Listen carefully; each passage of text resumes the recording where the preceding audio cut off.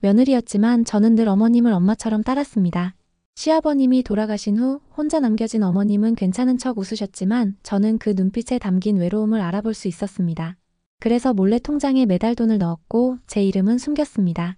그 마음을 어머님은 단 한 번도 말하지 않으셨지만 어느 날 제 손을 꼭 잡고 말씀하셨어요. 넌 내게 며느리가 아니라 딸이었다. 그때 저는 처음으로 울었습니다. 진심은 말보다 조용히 전해지는 법이니까요. 그럼 오늘의 사연 시작하겠습니다. 남편이 마지막으로 아버님을 배웅하던 날 시어머님은 누구보다도 조용히 자리를 지키고 계셨다. 말없이 조문객을 맞고 말없이 상을 치르셨다. 누구 하나 붙잡고 왜 벌써 가시느냐며 목 놓아 울지도 않으셨고 반쯤 굳은 손으로도 부의금을 챙기고 작은 절도 예의 바르게 하셨다. 그런데 나는 알 수 있었다. 어머님의 침묵이 가장 큰 슬픔이라는 걸. 사실 어머님은 평소에도 조용한 분이셨다. 목소리를 높이시는 법이 없었고 반찬을 나를 때도 조용히 그릇을 건네셨다. 괜찮다는 말을 늘 입에 달고 사셨지만 그 괜찮다는 말에는 늘 한 겹씩 눌러 담긴 감정들이 있었다. 아버님이 돌아가신 후에도 어머님은 매일 같이 마루에 나와 앉으셨다. 정면을 멍하니 바라보며 앉아있는 어머님의 뒷모습이 그날따라 어쩐지 더 작아 보였다. 어머님 춥지 않으세요? 내가 뜨거운 유자차를 건네며 물으면 어머님은 어김없이 웃으며 그러셨다. 아냐, 이 정도 추위는 겨울도 아니지. 하지만 나는 그 미소에서 문득 울컥해졌다. 이건 기온의 추위가 아니라 마음의 추위일 거라고 생각이 들어서. 나는 이 집에 며느리로 들어왔지만 어머님은 내게 진짜 엄마 같으신 분이었다. 혼자 계셨을 때에도 고집 한번 부리지 않으시고 내 딸을 기꺼이 돌봐주셨고 내가 퇴근이 늦는 날이면 당신도 허리 아프실 텐데 꼼짝 않고 아이를 재워놓고 기다리셨다.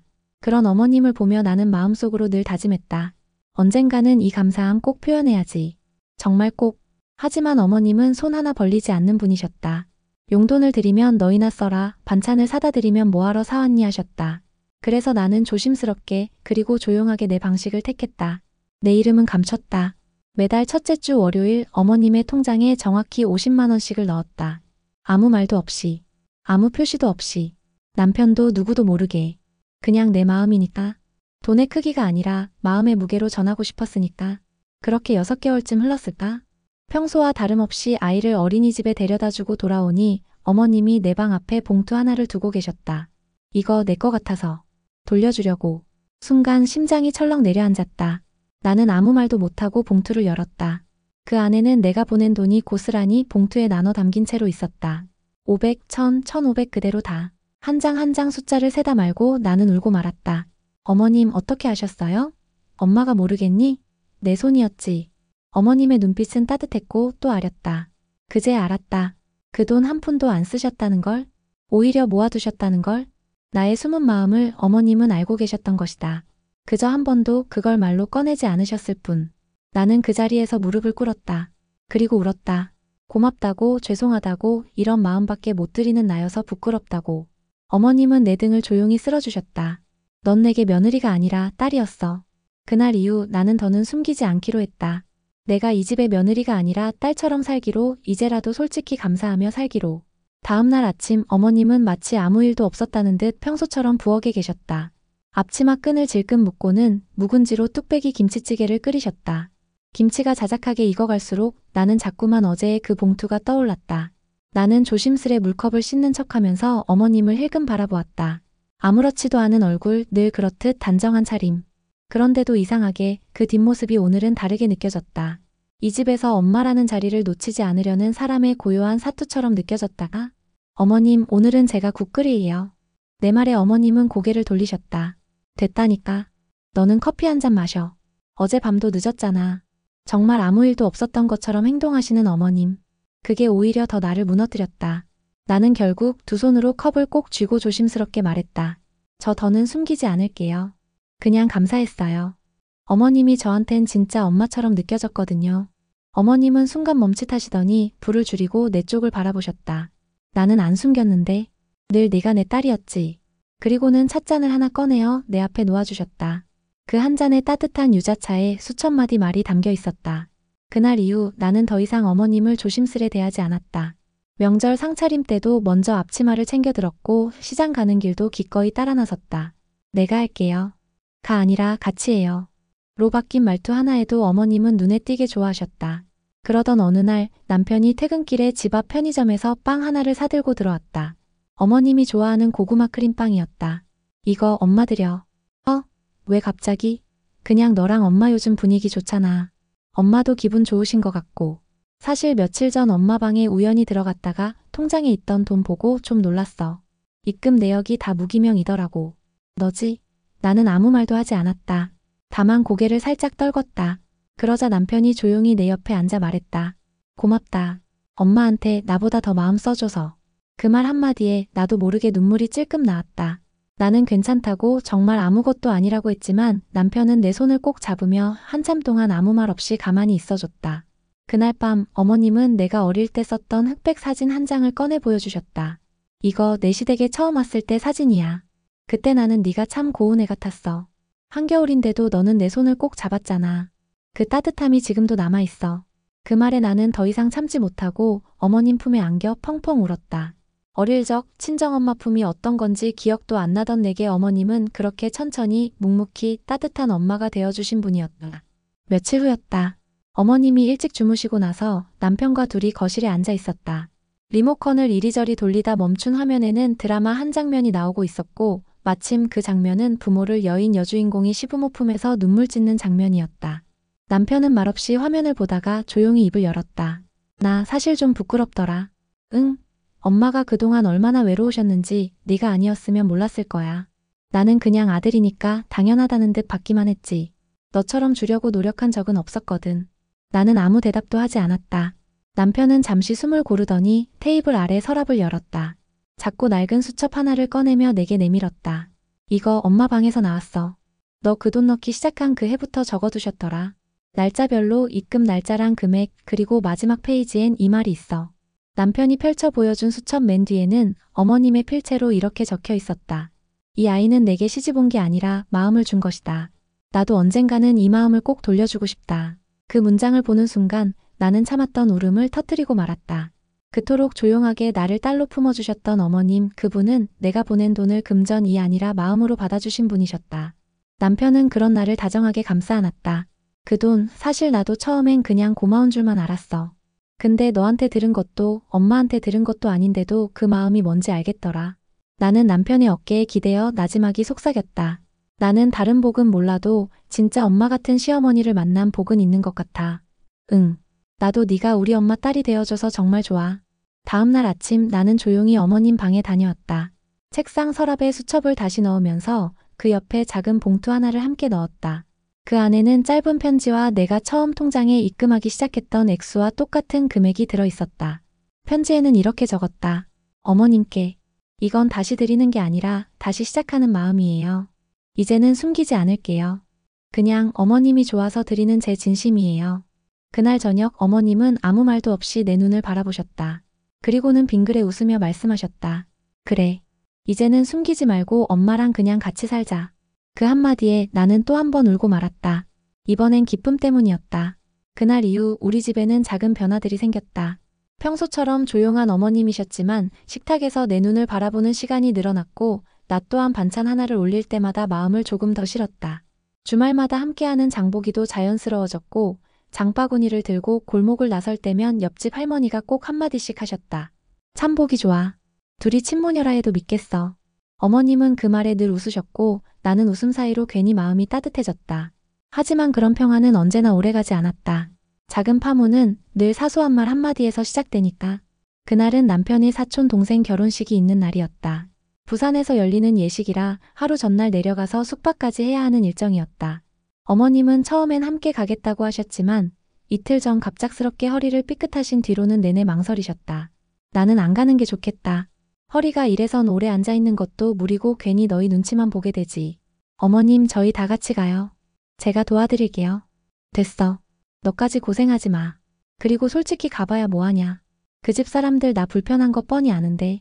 어머님은 웃으며 말했지만 그 웃음이 전혀 밝지 않았다. 나는 그 순간 오래전 시댁에서 들은 이야기 하나가 떠올랐다. 시아버님이 돌아가신 후 친척들 중 일부가 어머님에게 유산 문제로 날선 말들을 했다고. 그 후로 어머님은 집안 행사엔 대부분 조용히 빠지곤 하셨다. 그런데 이번엔 그게 나에게 자꾸만 마음에 걸렸다. 어머님, 저 이번엔 그냥 혼자 갈래요. 남편도 바쁘고 아이도 아직 어려서 힘들 것 같고요. 굳이 둘이서 내려갈 필요 없잖아요. 내 말에 남편은 괜찮다며 웃었지만 어머님의 표정은 조금 굳어졌다. 그리고 그날 밤 어머님 방문이 아주 늦게까지 열리지 않았다. 다음 날 아침, 식탁에 앉은 어머님이 조용히 말씀하셨다. 나는 네가 그렇게 말할 줄 몰랐어. 어머님, 그게 무슨 말씀이세요? 너는 내 편일 줄 알았는데 결국 너도 남편 입장 먼저 생각하는구나. 나 혼자 있을 테니 신경 쓰지 마. 어차피 내 자리 없는 거 익숙하니까. 그 순간 나는 너무 당황스러웠다. 어머님의 말은 원망도 화도 아니었지만 이상하리만치 날카롭게 가슴을 찔렀다. 아니에요, 어머님. 그런 게 아니에요. 저는 그저 괜찮아.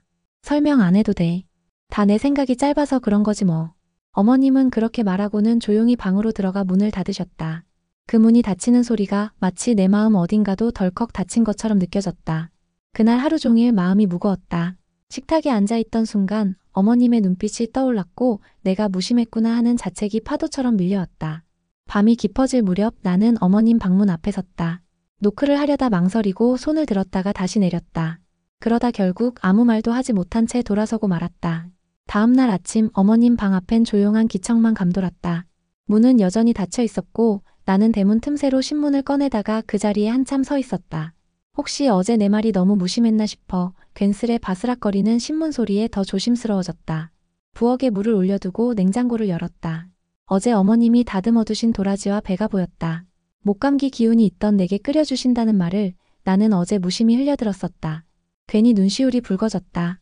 서운하다는 마음보다 그런 마음을 품고도 여전히 날 챙겨주셨던 그분의 정성이 더 미안하게 다가왔다. 낮이 되자 남편은 예정대로 부산으로 떠났고 아이는 어린이집에 등원했다. 나는 하루 휴가를 내고 집에 남았다. 무엇보다 어머님과 마주 앉고 싶었다. 하지만 점심 무렵이 되도록 어머님 방문은 좀처럼 열리지 않았다. 대신 식탁에 놓인 쪽지 하나. 시장 좀 다녀올게. 점심은 냉장고 반찬 데워 먹어. 나는 그 쪽지를 몇 번이나 다시 들여다봤다. 정갈한 글씨, 어김없이 나를 챙기는 어투. 그런데도 왠지 모르게 문장 끝에 맺혀있는 서운함이 또렷했다. 오후가 되어 어머님은 두 손 가득 장바구니를 들고 돌아오셨다. 문 앞에서 무거운 가방을 내려놓는 모습이 어찌나 작아 보이던지. 나는 얼른 달려가 짐을 받아들며 말했다. 어머님, 무거운 걸 왜 혼자 들고 오셨어요? 저한테 말씀하셨으면 됐어. 너도 피곤할 텐데. 단호하진 않았지만 어머님의 말은 분명 선을 긋고 있었다. 나는 어쩔 줄 몰라 어머님을 따라 부엌까지 갔다가 잠시 망설이다 다시 조용히 돌아 나왔다. 그날 저녁 나는 결심했다. 말이 아니라 행동으로 사과를 전하자고. 어머님이 좋아하시는 소불고기와 나박김치 그리고 도라지 배즙까지 꺼내어 식탁을 차렸다. 어머님은 식탁에 앉자마자 놀란 표정을 지으셨다. 이걸 다 네가 했니? 네. 오늘은 제가 어머님을 위해 준비하고 싶었어요. 어머님, 저 어제 말 너무 잘못했어요. 어머님이 어디에서 불편하셨든 저는 끝까지 어머님 옆에 있었어야 했는데 내 말에 어머님은 아무 대답 없이 국물을 한 숟갈 떠드셨다. 그리고는 천천히 젓가락을 내려놓으셨다. 나는 괜찮아. 진짜로 괜찮아. 다만 가끔은 네가 내 마음을 먼저 알아줬으면 좋겠다는 생각을 했어. 그 한마디가 뼈처럼 박혔다. 말하지 않아도 서로를 알 수 있다고 믿었지만 진짜 중요한 순간엔 그 침묵이 상처가 되기도 한다는 걸 나는 몰랐던 거다. 그날 밤 어머님 방 앞에는 또 다른 쪽지가 붙어 있었다. 이번엔 내가 쓴 글씨였다. 어머님, 내일은 저랑 같이 시장 가요. 장바구니는 제가 들게요. 속상하게 해서 죄송해요. 저는 진심으로 어머님 따리고 싶어요. 시장에는 제법 사람들로 북적였다. 어머님과 나란히 걷는 길, 오래간만에 둘만의 외출이었다. 어색하지 않으려 애써 이것저것 이야기했지만 어머님은 평소보다 더 조용하셨다. 손에 든 장바구니만 꼭 쥔 채 가끔 미소 지을 뿐이었다. 나는 어느 순간 어머님이 늘 조용히 넘기는 방식으로 속을 감추셨다는 걸 깨달았다. 그래서 더는 묻지 않고 기다리기로 했다. 언젠가 스스로 꺼내주실 때까지. 그런데 그날 오후 예상하지 못한 방식으로 어머님의 과거가 내게 다가왔다. 현관 초인종이 울렸고 문 앞에는 낯선 여성이 서 있었다. 중년의 단정한 차림, 어디서 많이 본 듯한 인상이었다. 여기 박영숙 씨 댁 맞죠? 어머님의 이름을 부르는 낯선 목소리. 나는 잠시 망설이다 안으로 들였다. 어머님은 거실로 나오시다 그 여인을 보는 순간 걸음을 멈추셨다. 한참을 그렇게 말도 없이 서로를 바라보다가 어머님이 조용히 입을 열었다. 정숙이 너니? 네. 형님. 저예요. 그 한마디에 나는 깜짝 놀랐다. 어머님에게 형님이라니. 그제야 감을 잡았다.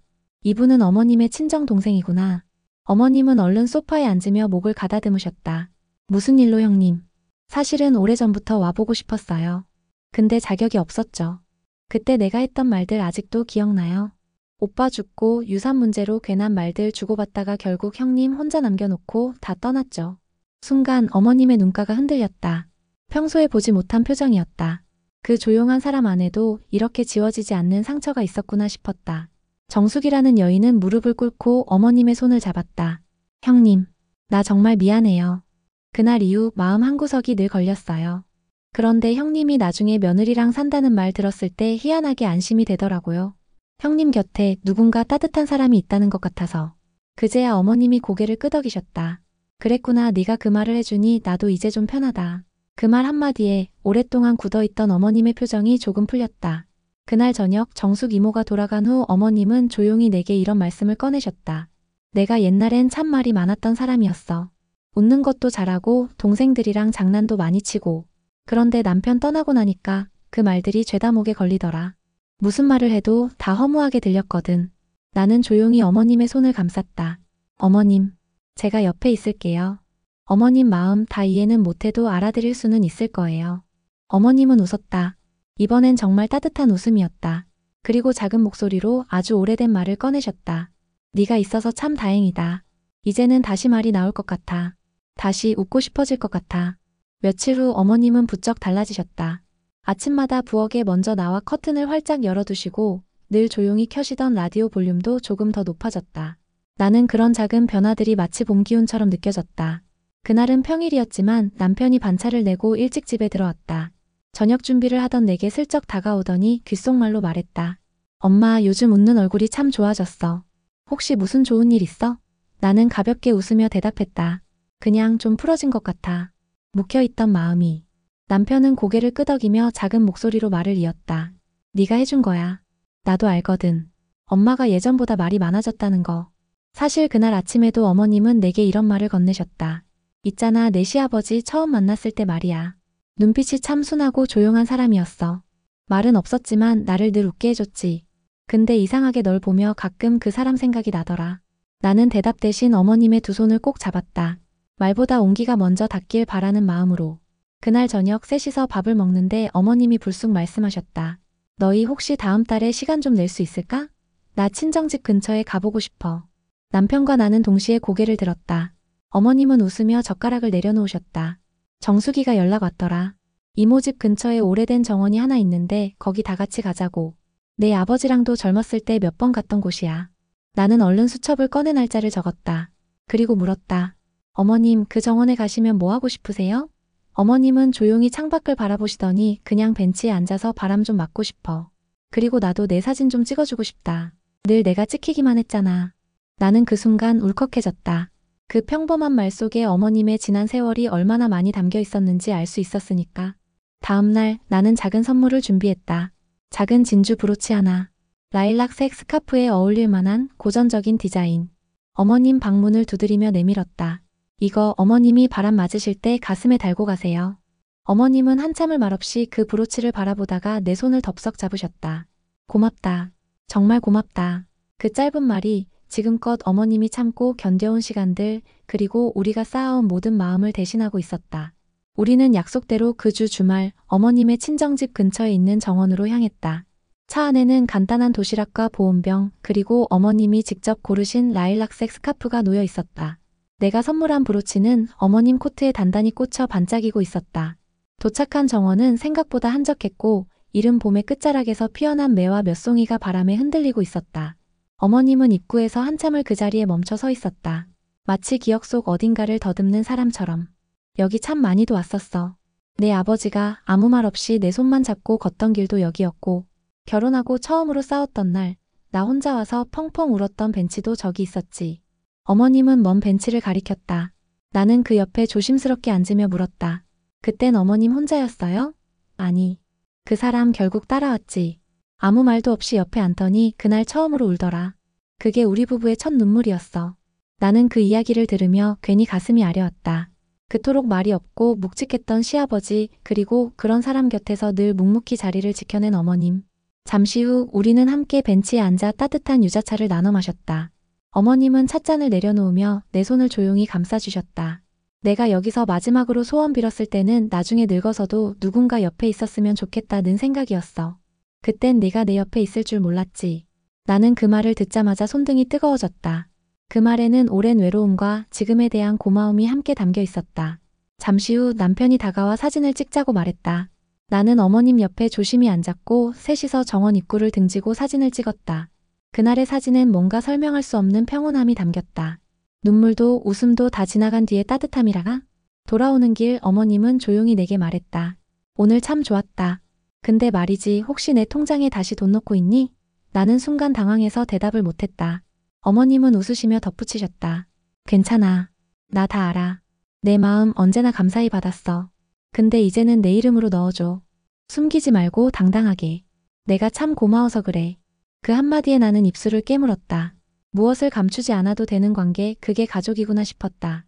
집에 도착하자마자 어머님은 사진을 인화하겠다고 하셨고 나는 사진을 건네드리며 속으로 빌었다.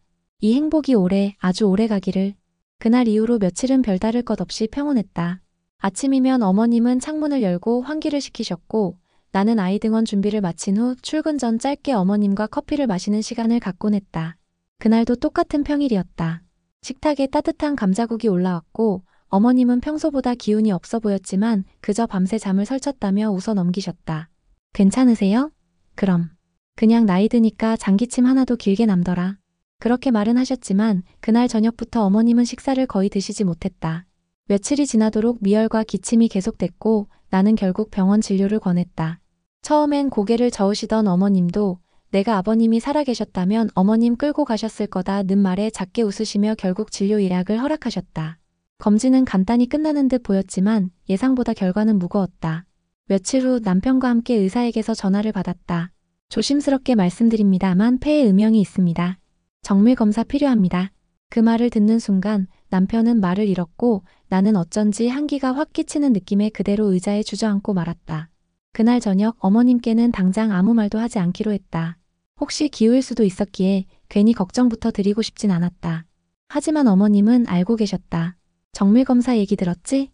어머님, 몸이 말을 안 듣는 건 처음이 아니라서 이쯤 되면 알아. 어디가 얼마나 안 좋은지. 나는 그 자리에 얼어붙은 채 아무 말도 하지 못했다. 그러자 어머님은 담담하게 말씀을 이으셨다. 겁내지 마. 너무 울지도 말고 괜히 나를 특별하게 대하지도 마. 그런 거 더 쓸쓸하니까. 그날 밤 나는 혼자 방에 들어와 조용히 앨범을 꺼냈다. 우리가 정원에서 찍었던 사진. 라일락 스카프를 두른 어머님이 흐린 햇살 아래 환히 웃고 있었다. 나는 사진을 꼭 껴안은 채 소리 없이 울었다. 이제 막 서로의 마음을 꺼냈는데 이제야 겨우 딸이 되었다고 생각했는데 며칠 뒤 정밀검사 결과는 다행히 조기 발견 단계였고 수술과 치료 계획을 들은 어머님은 의외로 씩씩하게 고개를 끄덕이셨다. 난 준비되어 있어. 살 날이 얼마 남았든 내 손 잡고 웃을 수 있다면 그걸로 돼. 그 말을 들으며 나는 깨달았다. 어머님이 살아온 삶은 늘 이랬구나.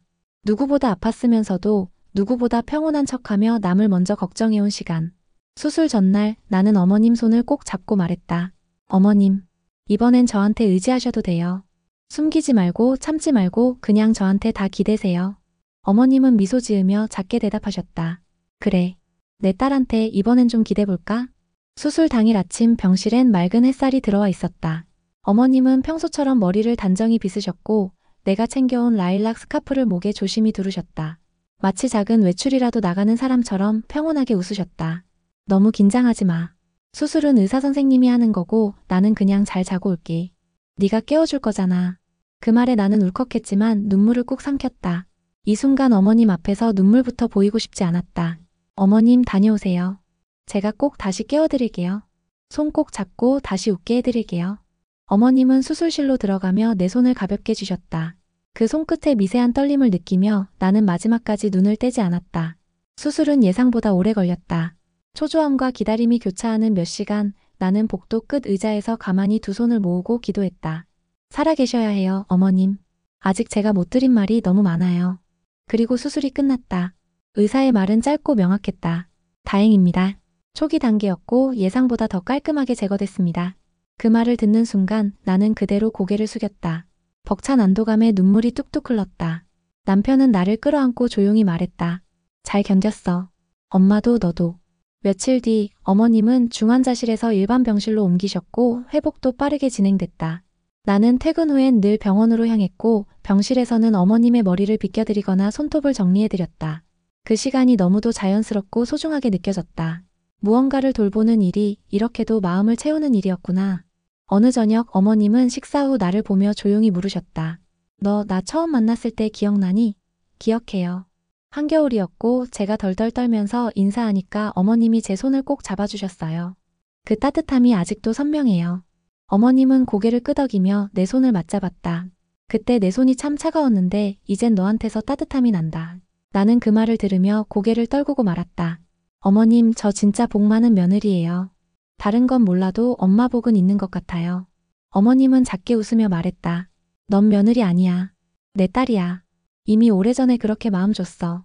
몇 달이 지난 지금 어머님은 건강하게 집으로 돌아오셨고 나는 여전히 매달 첫 주 금요일 어머님 통장에 조용히 50만 원을 넣고 있다. 하지만 이제는 이름을 가리지 않는다. 딸 올림 그 이름을 어머님은 누구보다 자랑스럽게 여긴다. 주말이면 함께 시장에 가고 정원에는 다시 한번 봄나무가 가지를 펼치고 있다. 우리는 그 아래에서 커피를 마신다. 조용히 오래도록 곁에 있으려는 사람들처럼. 나는 안다. 삶에서 진짜 복은 어느 날 갑자기 찾아오는 게 아니라 이렇게 하루하루 마음을 쌓아가며 만들어지는 거라는 걸. 그리고 나도 그렇게 어머님처럼 누군가에게 엄마 같은 사람이 되고 싶다. 시어머니였지만 저에겐 엄마였고 저는 며느리였지만 끝내 그분의 딸이 되었습니다.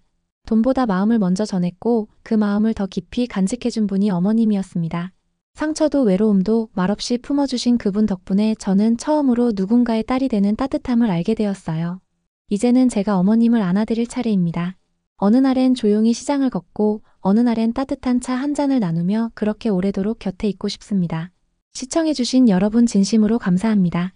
이 이야기가 마음에 와닿으셨다면 구독과 좋아요 한 번씩 그리고 댓글로 응원해주세요. 여러분의 응원은 더 좋은 이야기로 돌아옵니다. 지금까지 미소 한 줌 이야기였습니다. 감사합니다.